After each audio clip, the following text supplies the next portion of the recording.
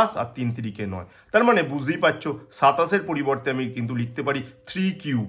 আর এখানে তো এক্স থাকলো। আর 81কেও তুমি যদি একইভাবে মৌলিক উৎপাদক বিশ্লেষণ করো, 3 দিয়ে গেলে 3 27-এ 81, তারপর 3 9 27, 3 3 9। এখানে দেখো 1 1 2 3 4, চারটে 3 অর্থাৎ 3⁴। আর এখানে তো ওয়াই থাকবে। আমরা 27-এর পরিবর্তে লিখেছি 3 কিউব, 81-র পরিবর্তে লিখেছি 3⁴।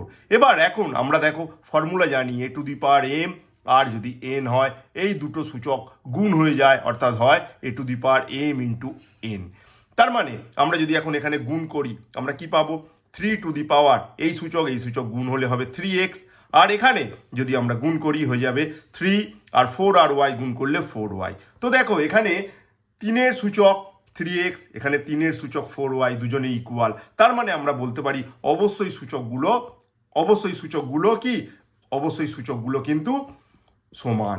3x ইকুয়াল টু কি বলো 4y, যেখানে অবশ্যই আমাদের এটা খুব গুরুত্বপূর্ণ বিষয়, এখানে অবশ্যই এক্স বা ওয়াই শূন্য নয়, এটা আমাদের মাথায় রাখতে হবে। এক্স ওয়াই কিন্তু শূন্য নয়, শূন্য হলে কিন্তু এরকম আমরা লিখতে পারতাম না।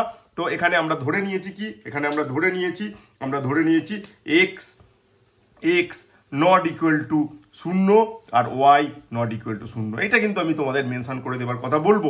আর এইটা যদি হয় তার মানে আমাদের যে অনুপাত নির্ণয় করতে হবে এক্স আর ওয়াইয়ের, তাহলে এক্স এখানে ওয়াইকে নিচে নিয়ে চলে আসো, এক্সের নিচে ওয়াইকে নিয়ে চলে আসো, এখানে গুণ হয়ে আছে, এদিকে এলে ভাগ হয়ে আসবে।